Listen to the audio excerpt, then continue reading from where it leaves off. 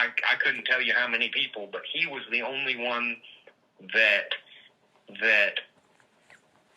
I remember that was at that level. But it wasn't that Trump was a John visiting, Epstein's empire of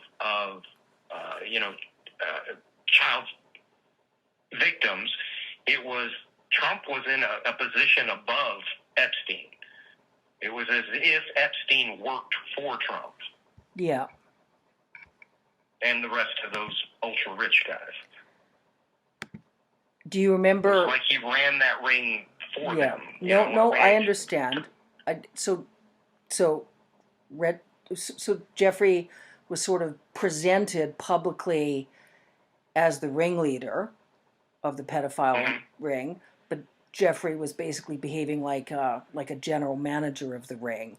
And then there was 7 or 8 other individuals, such as Trump, that were actually actively running the ring, micromanaging, telling Jeffrey what to do. He would give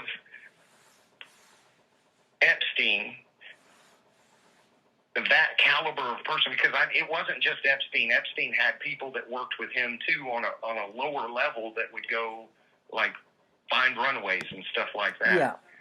So I don't know where they got the people. I can't say that, but it was this whole thing was being run as for those rich people.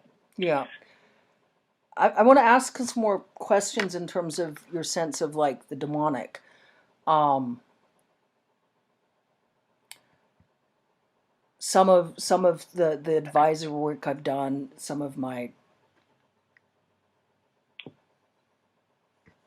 own specifics of law enforcement, I've come into contact, I've minimized any content with, I'm familiar with a lot of really horrific horror stories that involve Satanists, occult practitioners, theistic Satanists.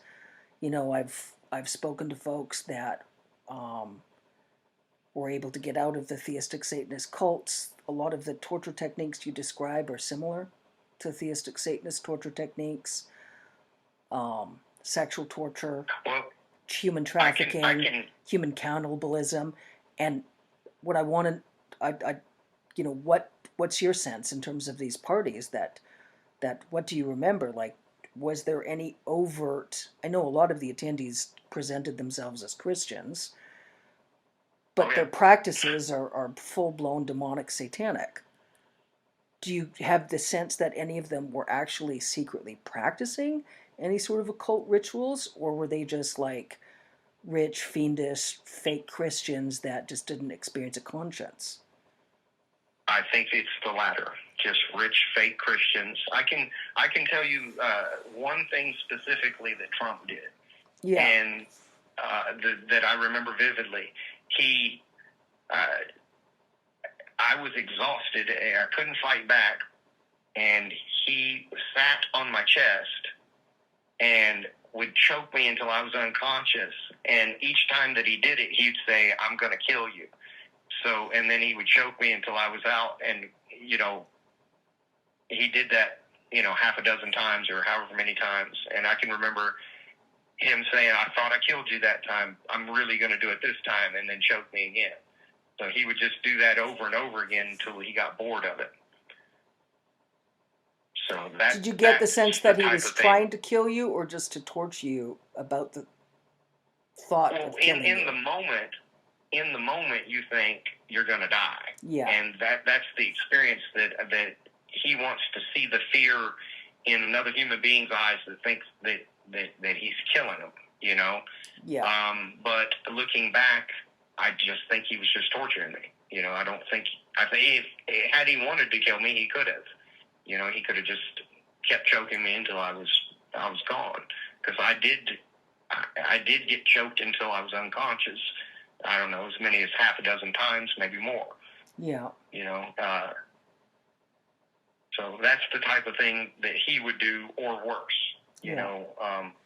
I believe, I wouldn't swear to this, but I believe that on that instance, my dad had told him, "Hey, you can't bust him up. You can't break stuff." You know, because all his CPS bullshit. Yeah.